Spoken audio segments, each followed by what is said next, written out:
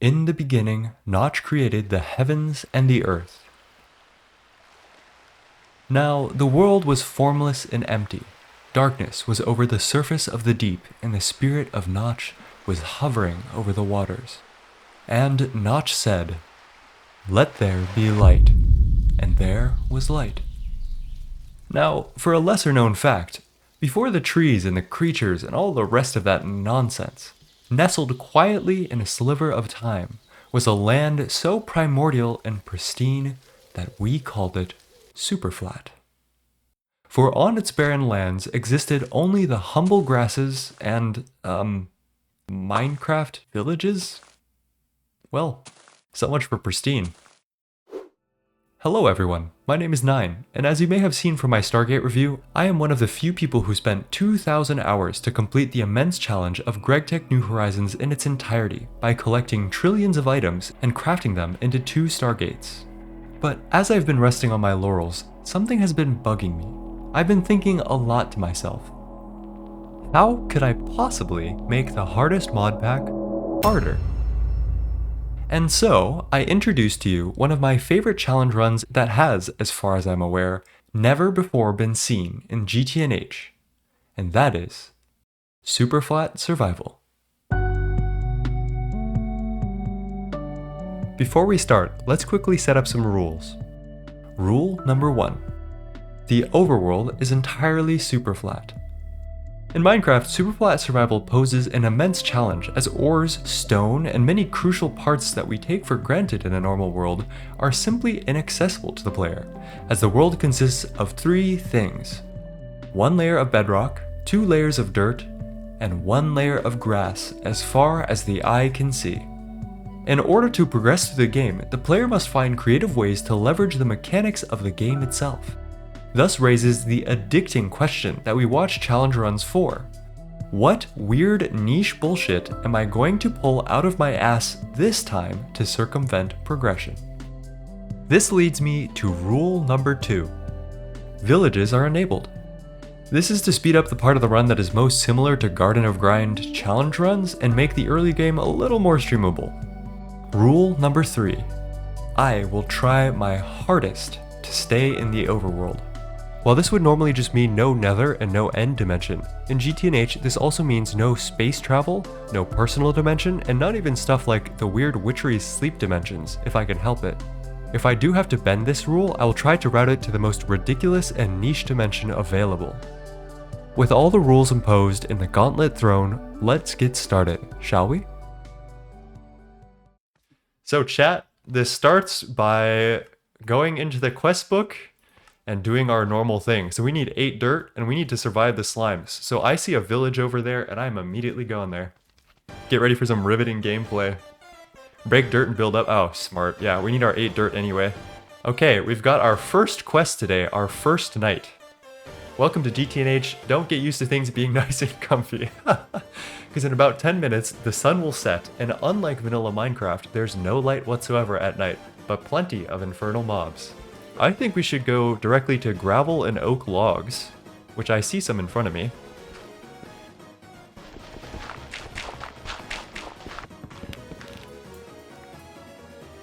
And that is our second quest, I should hope. Oh, it's a retrieval? Wait, what? Huh? Oh, consume. Okay.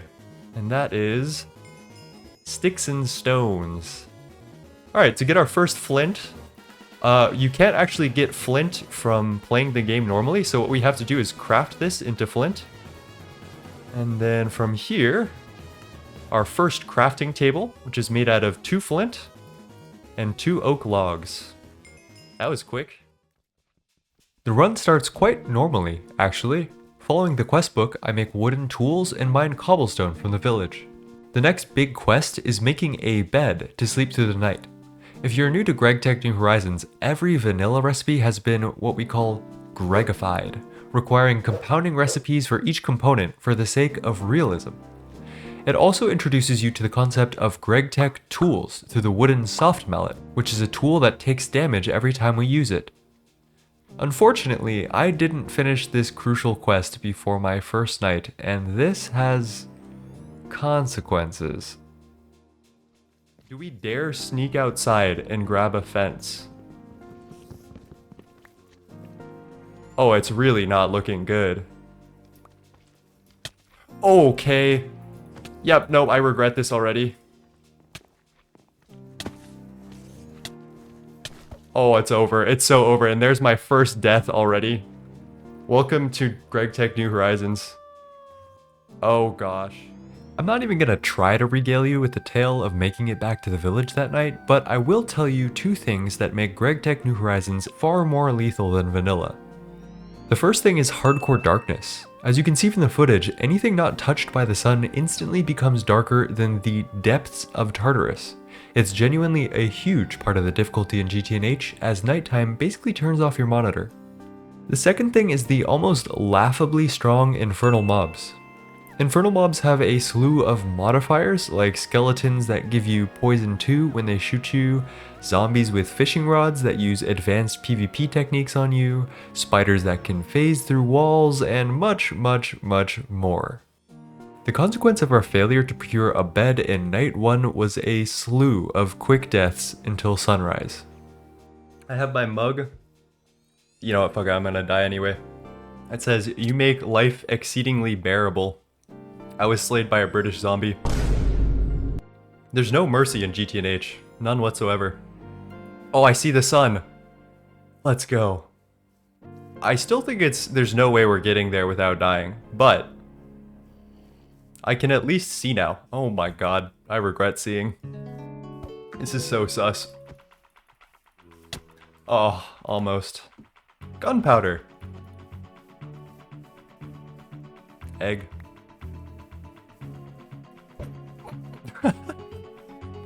Alright, let's go grab our fences and then get to town. I guess we could just get the vanilla one. Just need 2? Okay, we're back to our home. We've got our carpet right here. We've got our... God, I don't remember the recipe already.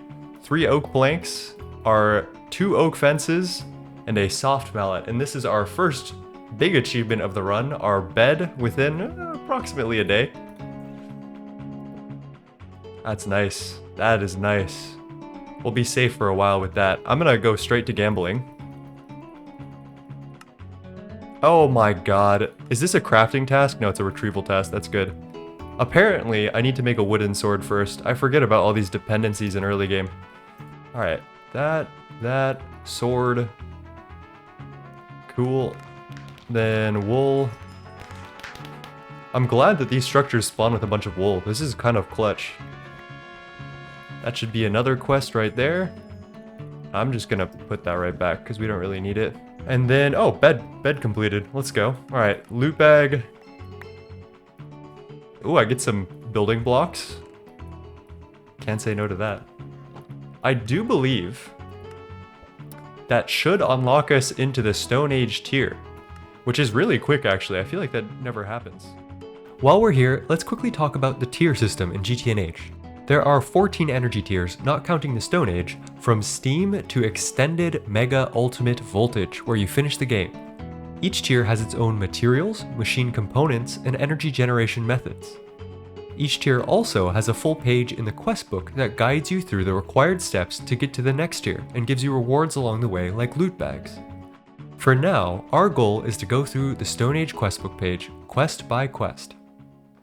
So I need to get some stone, which means I need cobblestone quest and the furnace quest done. So let's go get that done already.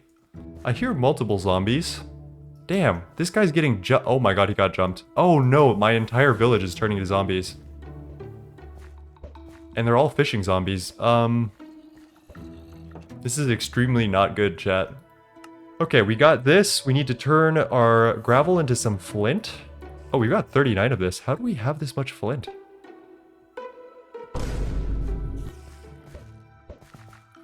Hey guys. And you know what they say about GregTech, make a bunch of everything. So we're gonna make, yeah, fuck it, we'll make 9 furnaces. Okay, we got our furnace and a loot bag, which I am going to instantly gamble. 3 chocolate milkshake. Let's see. Goals.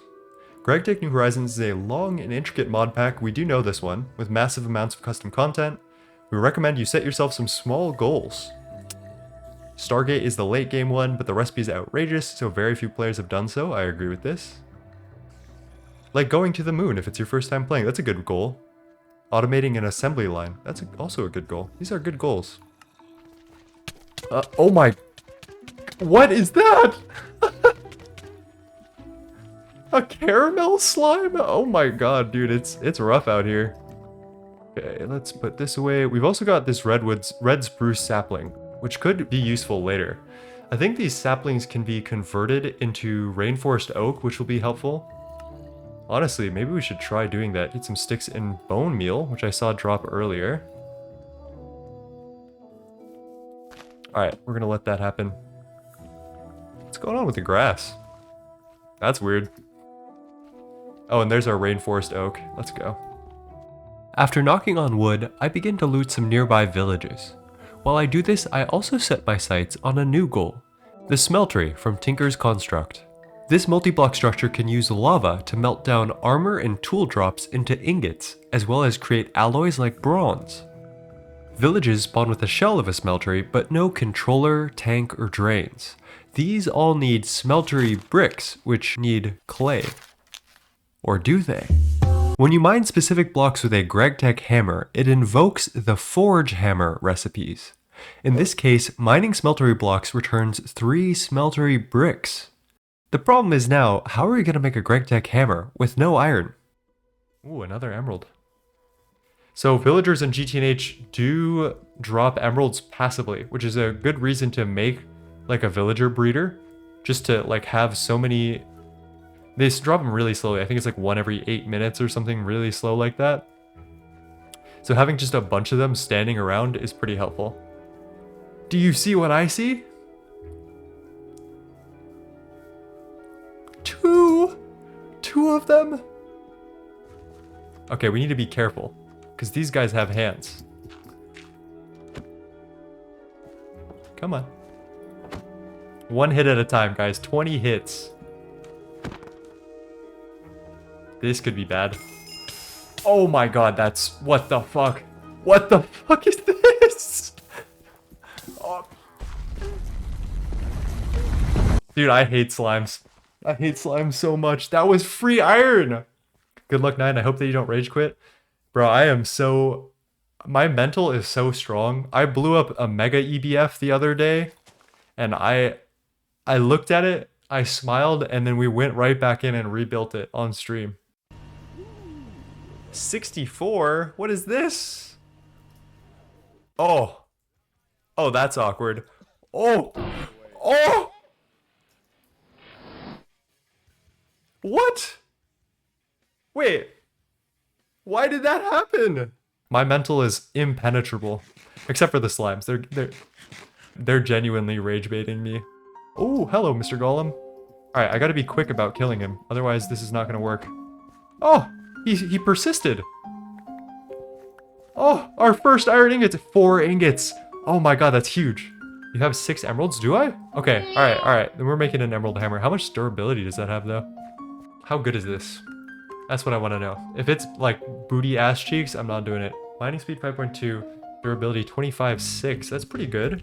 25.6 with a lower mining speed. Okay, yeah, let's do it. 3 mentioned. Me when I have more than 1 joke. Alright, let's test a couple things. We're slimed up right now, which is just not good. What the fuck? That guy's going in F tier. Oh, this is nice. So yeah, when you mine this seared brick with a GregTech hammer, it acts as a forge hammer. And the forge hammer recipe for seared bricks is 1 like brick block to 3 of the actual bricks, which is a really nice shortcut, even in regular GregTech New Horizons, when you find villages to just get those seared bricks for random recipes. Okay, we've touched some slimes. Okay, 1 furnace, 1 smeltery controller, and then we'll do 1, 2, 3, 4, 1, 2, 3, 4 for the seared tank. To make plates in GregTech, it is a hammer and 2 iron ingots right now without our correct tools. And then to make a bucket, you turn those 3 plates into 1 bucket with a hammer. I do remember this. For this next trick, you need a seared tank and a bucket. And here's what we're gonna do. We're gonna dip in here, grab the lava, put it here, open this, pickaxe this, and put it on our head slot. And we now have 2 buckets of lava. I can't stay long, otherwise I'm gonna get slimed. And we now have a functioning smeltery. So let's go melt down a couple of the things that we have picked up. Okay, here's this. Let's get our brick. Let's cast our ingot mold. And finally, we can now cast some iron ingots. And most importantly, there should be steel in here. Why is this not working? Do we need to macerate it first? Oh yeah, we do, don't we? Well, we now have access to all sorts of ingots, which is a huge, huge achievement. And I think that's where I'm going to leave stream today. I think I'm happy with that progress. That is really good. After getting our bed and Tinker's smeltery and logging off for the day, a route begins to brew in my mind.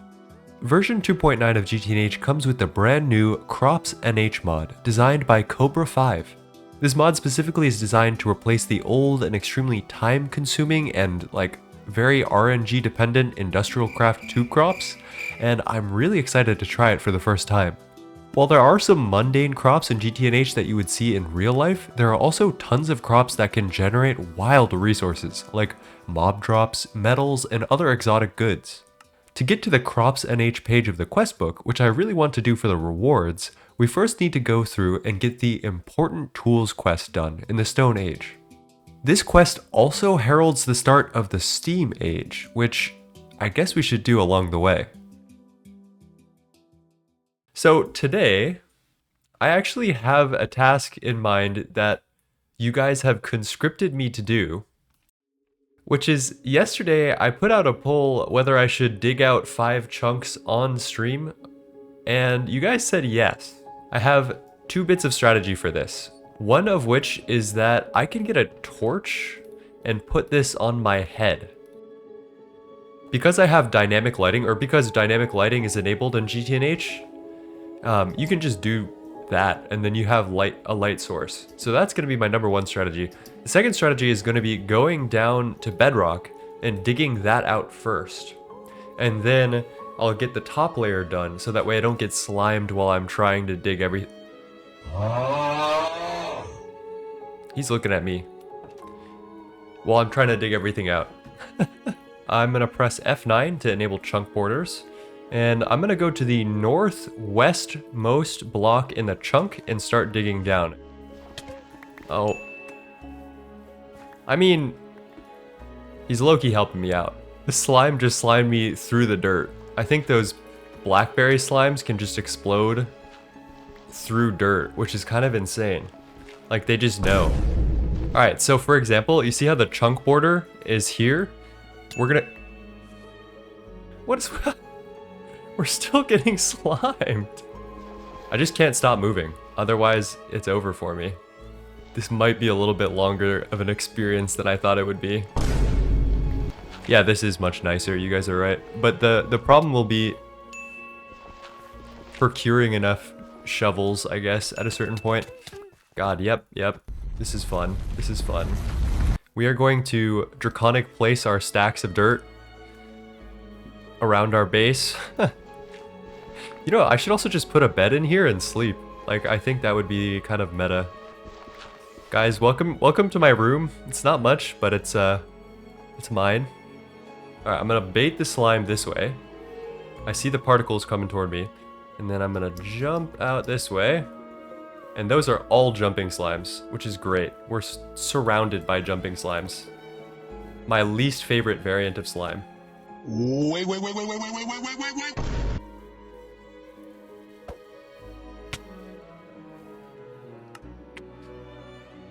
Alright, let's get 5 wooden shovels, or 4 I guess. Let's trash some random bullshit, like I don't need this, probably don't need fire charges, spider eye I don't really care about.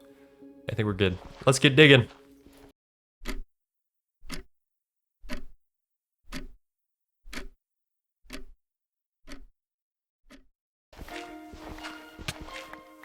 Yep, there we go. That's how it starts. What the fuck? Why am I poisoned? Oh my god. What did I do to deserve this? Oh my god. Dude, these blackberry slimes are going to like at least at E tier right now. Oh yeah, you're right there. Of course you are.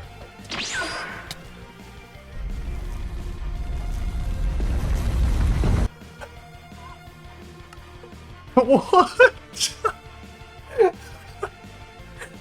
How the fuck did he do that? Of course, yeah. Rare Swift Ender Creeper Doomskull Cloaking Gravity something. And he's like teleporting after me. That's great. Okay, there's our first chunk. We've got our bed and our dirt area. Oh, speaking of, oh my god, that was a big explosion. Infernal Swift Strawberry Slime of Smashing, Darkness, Weakness, Bulwark, Regen, Ghastly, Alchemist, Sprint, Berserk, Sapper, Choke, Poisonous, Vengeance, Cloaking. I shit you not, that is a real mob in this game. 31 gives me enough time to drop shit. Perfect. I've got some root beer float, which... That's bad. Yeah, I hear a blackberry slime above, I think. You guys hear that? Yep. Damn, that's a fucking big one. You want to do some of my job for me, blackberry slime? Come on. Oh.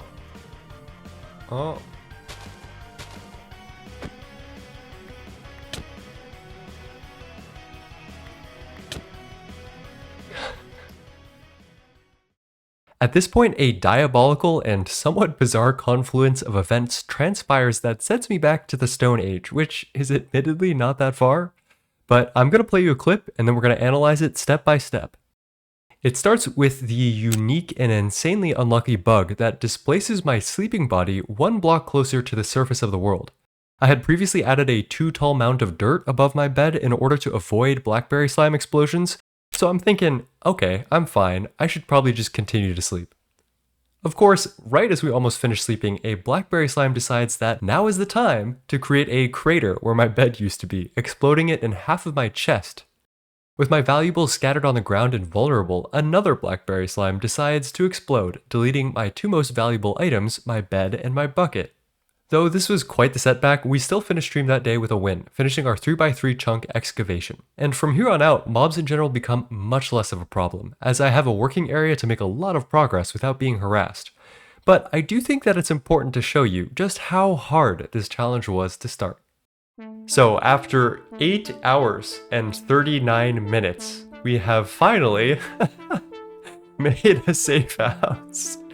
We have bedrock, which is not spawnable, and a couple layers of dirt, and on top of it, I have draconically placed dirt blocks so that way mobs cannot spawn on top of it.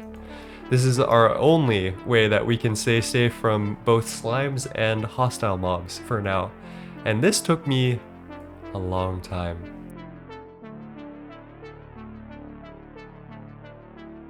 But yeah, today is another day of Superflat survival.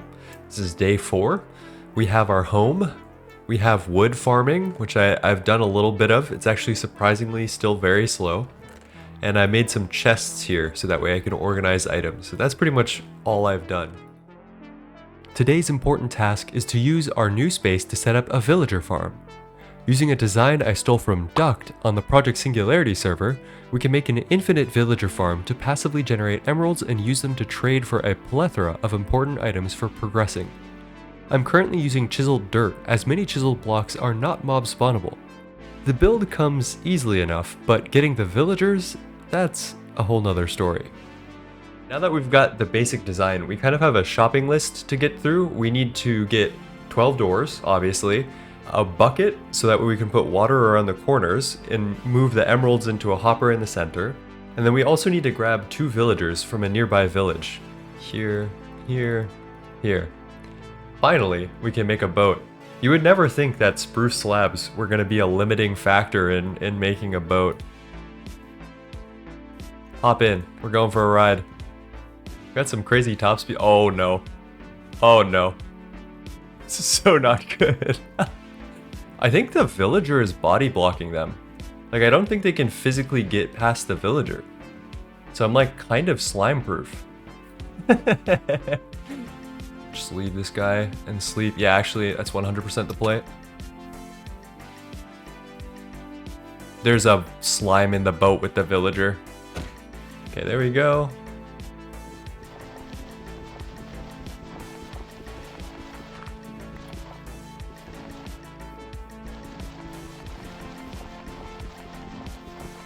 Chat, if it works, it works. If it works, it works.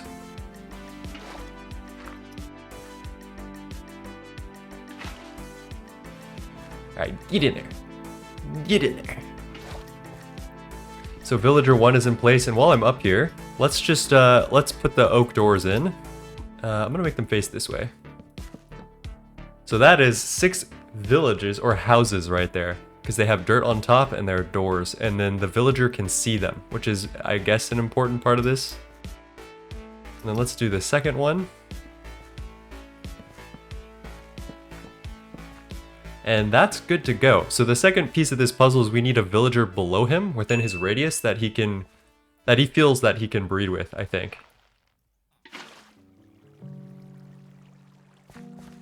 And that, I believe, chat, is the finished product in a sec. Well, actually, I should hold off on that. Let's clean it all up and then I'll say it's the finished product. Did I miss a villager? How many total are there here? Do I need an extra villager? I just need 2, right? Am I crazy? You need 1 for the door section and 2 below.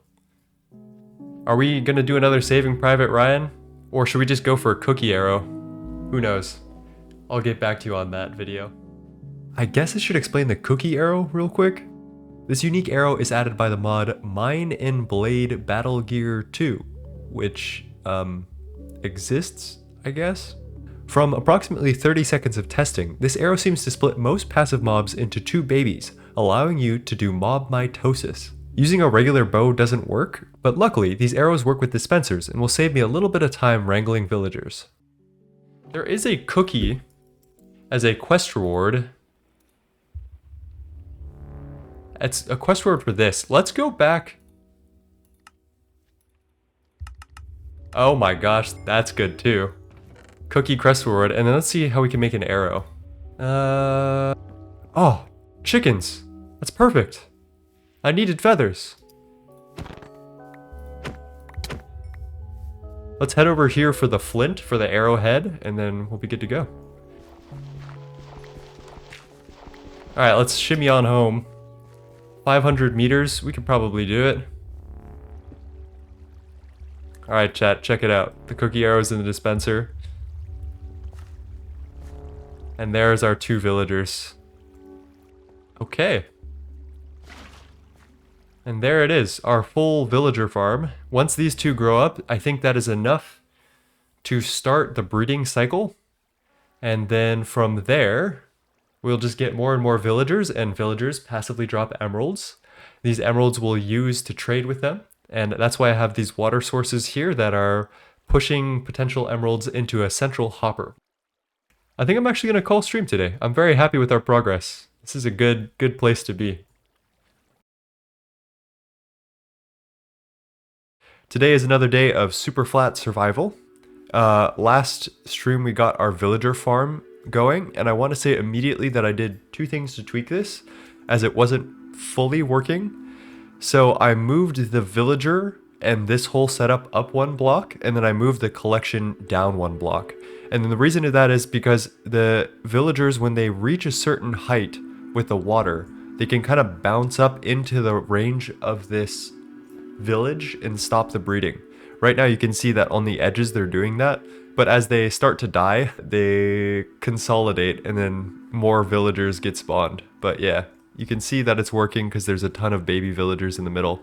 Let's go check on the emerald collection first. As you can see, we have a lot of emeralds. Probably many more than we'll need in the near future. These coins are also good for trading, so let's go do a little trade spree today. We are at Stone Age right now. So we need to go from here, we need to get clay, get a clay bucket, get paper, a tinker, set of tinker stuff, which we have, flint tools. Then we get 256 cobblestone, 72 iron ingots, and that's actually going to be hard, but we're gonna see about that. And then finally, we can make a full set of GregTech tools, and that unlocks not only the Steam Age, you shall proceed, but also the Crops and Age part of the quest book, which will be very fun to experiment with. Alright, so let's look for an apothecary villager. These guys here are apothecary villagers. They're from Witchery. They have a potential clay trade. We can level up trades, I think, like buy out trades. We have a lot of emeralds. And then these guys will level up eventually and then allow us, yeah, see the purple particles here? They will allow us to do a second trade. So I'm gonna try to find like a regular clay trade, but we're also just gonna level up these apothecaries and check. Garlic, wow, nothing. Getting really unlucky here. I end up looking through a lot of villagers to find some semi-useful trades. I think we got extremely unlucky that day because it took hundreds of trades to even find our first clay. 2 words of advice. For some reason, shift-clicking trades is extremely buggy and can cause villagers to entirely lock out of their stock, so I recommend not doing that. Also, villagers can do between 1 to 7 of a single trade before its stock is depleted. Each time you do their most recent trade, villagers emit particles for a short period of time and add a new trade. By using the most recent trade, you can also refresh the stock of a villager's prior trades. We're going to use that quite a bit. Let's go. Oh my gosh. There we go. 128 clay. Let's go. Now that we have 128 clay, we can finally go back to do this unfired clay bucket quest. We need some clay dust, and we're going to get that by mortaring our clay. So let's grab our mortar, and we need 5. 1, 2, 3, 4, 5. That's making small clay, which we need 4 times as much. So let's go 20. I don't even think our mortar is going to survive this. Yep.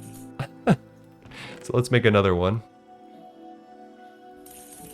And then we craft this into large clay dust, and then we craft this into an unfired clay bucket. And that's pretty easy. We're going to take 2 pieces of wood and fire that up in a furnace. Alright, there's our fired clay bucket. That was easy. There we go. There's 64 wood pulp as a crafting task. That's complete.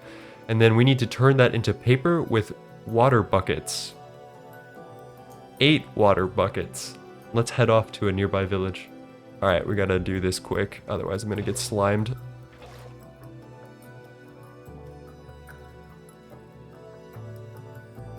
Alright, there's our paper.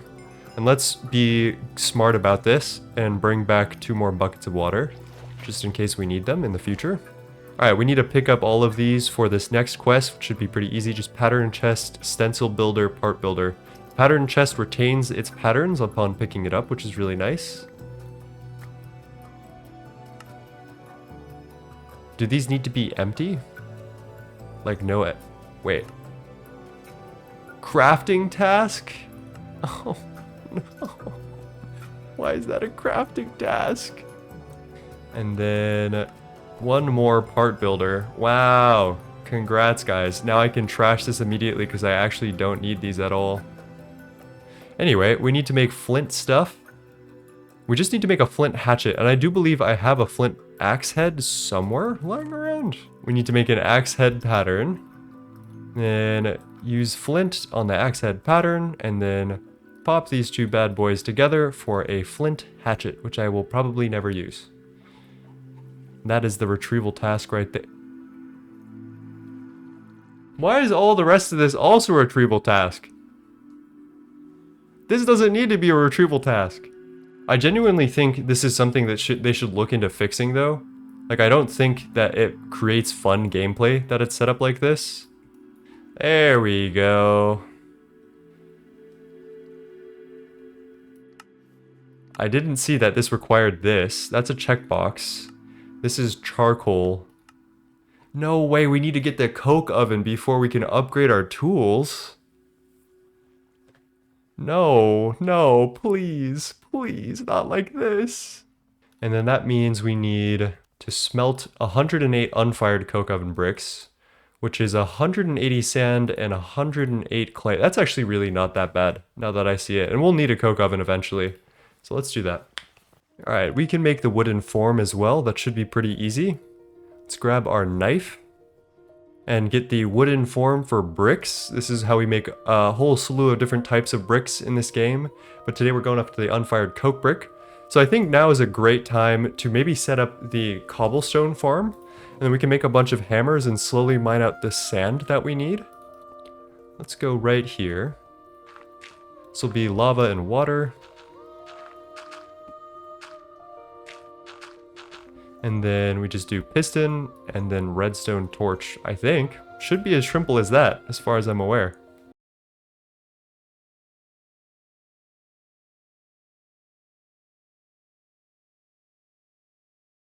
No?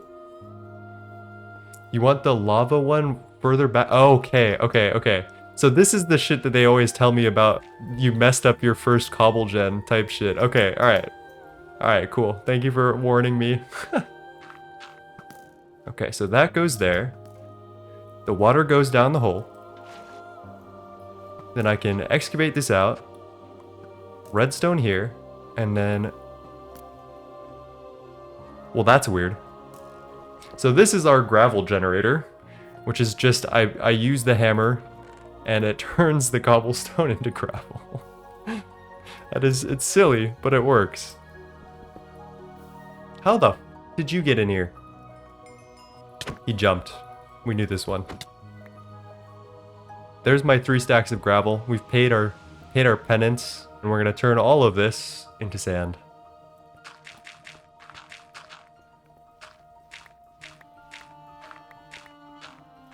Alright, that is the sand we need for this endeavor. I want to go over real quick what I'm doing to figure out how much stuff I need for my coke oven. Basically, I need to figure out how to make 1 coke oven and 25 coke oven bricks. And the way I'm going to do this is go into NEI and press Control, Shift, and then for you it'll be A. I have rebound this to B for bookmark. And you'll see that it puts a bookmark group up in your top left. And this is all the stuff I need for 1 coke oven. I'm also going to do coke oven bricks and then Control Shift B, which is going to be Control Shift A. And then we're going to control and scroll up to 25. And that shows you how many coke oven bricks you need. You're going to drag to create a group first. When you right click it, it highlights it in green. And then I'm going to add this recipe here for coke oven bricks and add that. And then unfired coke oven bricks. And then this should show me exactly how much clay and sand I need to finish this, which is what I did to make this calculation. So if you don't know about bookmarking and GTNH's NEI, like, learn it. This isn't the best tutorial. Go find it from someone else, but this is a huge tool that you're going to use a lot during your playthrough to calculate stuff. And then I think there's auto crafting, like NEI auto crafting. So if I just grab all the stuff that I need and press Shift C, it does all the stuff for me in a flash, which is kind of nice. Do with that what you will. That's a newer thing, so definitely look into that if you haven't already. Alright, let's go craft out our 25 coke oven bricks and 1 coke oven. So here's the coke oven controller, and this is new. Julia cooked a GT coke oven. That is not the Railcraft one, and I think this can wall share, and it can wall share the hatches as well, which we don't need to make this yet, but I think this is how we extract creosote oil. But yeah, good job, Julia. This is awesome. And then we use the remainder of our bricks to make coke oven bricks.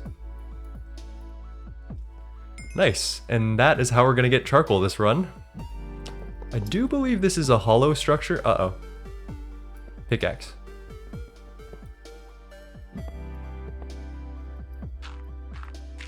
And I'm gonna make sure to spawn proof this, obviously. And there's our coke oven. So we put logs in here and that turns into charcoal and creosote over time. Alrighty. So we're through now. We're actually through most of the hard part of early game, I would have to say. This should unlock us this quest, so we're just gonna have to wait a little bit or occupy ourselves with something else while we get the charcoal going. That'll take us 6 minutes to get 4 charcoal. Alright, so let's start mining our cobblestone while we wait, shall we? I think I can do this. Wait. Check this out. Check this shit out. This is technology. Look at that, chat. Free cam. 63, 64. Alright, that was a lot. But finally... Oh, it's a retrieval Oh, we have to consume this. Oh, I forgot. Yeah, we need to go get our charcoal. Which is good, we needed to wait anyway. Finally, some charcoal. Loot bag it up. We have this quest already, which is just a checkbox, telling us that we need to process iron and copper. Very cool. Sweet potato pie, though. And then here, we can now take the cobblestone quest and grab 2 pieces of iron. And now here is the real decider. We need 72 iron ingots, so we need to do some grinding. The rest of this is not, like, super... Actually, I don't think we can do any of these yet, because they have, like, raw iron ore or raw ore, and we don't generate ore in Superflat, so this is bad. We end that day by finding a saddle trade and taming a donkey, which we use to loot villages from further than ever before. As we move on to day 6, I do want to say one quick thing here. I think that the early game GTNH Questbook should be improved. GTNH is supposed to be long and challenging, but there are some required crafting tasks and consume tasks that seem to only serve as a chore or a checklist. The reason why I mention this is because after the Steam tier, there are no more crafting tasks. The questing experience for the entire rest of the game is fantastic, and I wonder how many potential new players get turned off by the unnecessary tedium of some of the early tasks. I do promise though, if you stick it out, the questbook experience gets a lot better from LV and onwards, so take that as you will. Let's get on to day 6. Today is day 5 of Superflat survival, and I have some cool shit that I want to show you guys. I was sleeping on one variation of villager. I'll just show you. This is the stuff that I have been trading passively.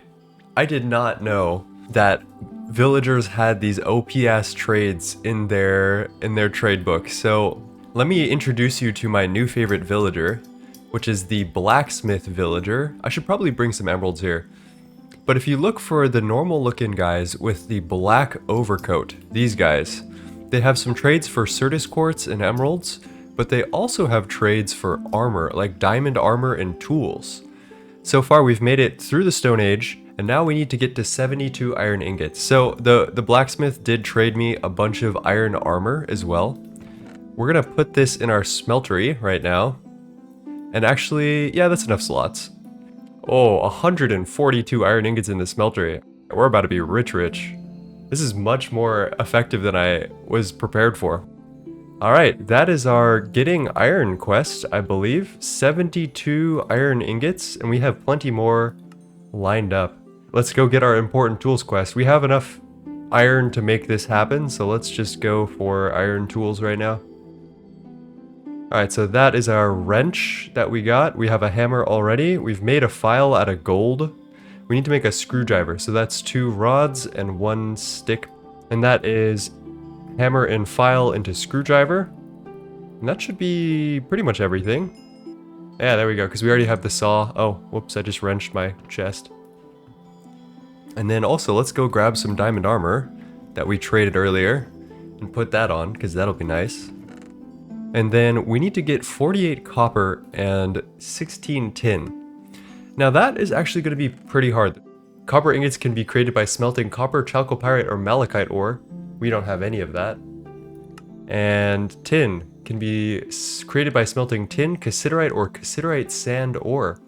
We don't have any of that. So I think the main way that we're going to do it, because we're on Superflat, is that there's a bunch of tool parts that drop in different places, and these tool parts, we can melt them back down into copper and stuff. I think it's time to start looting.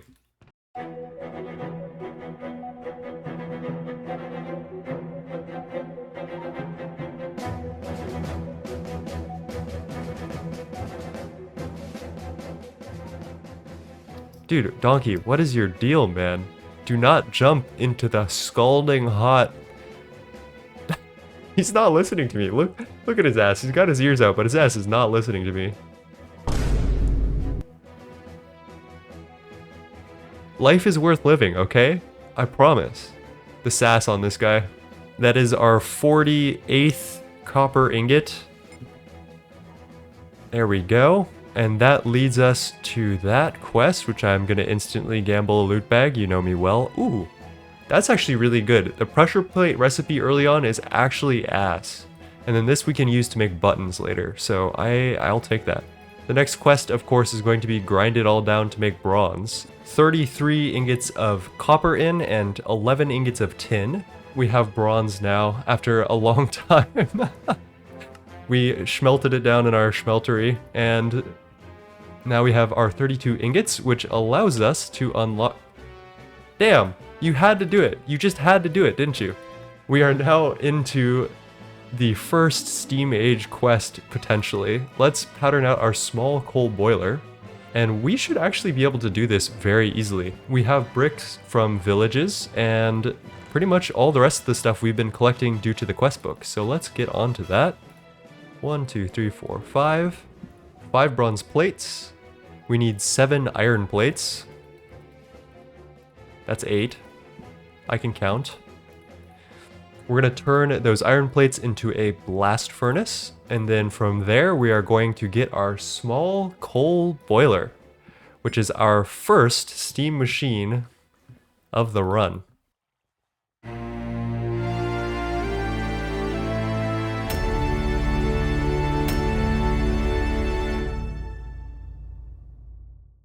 And chat, it has been how many hours?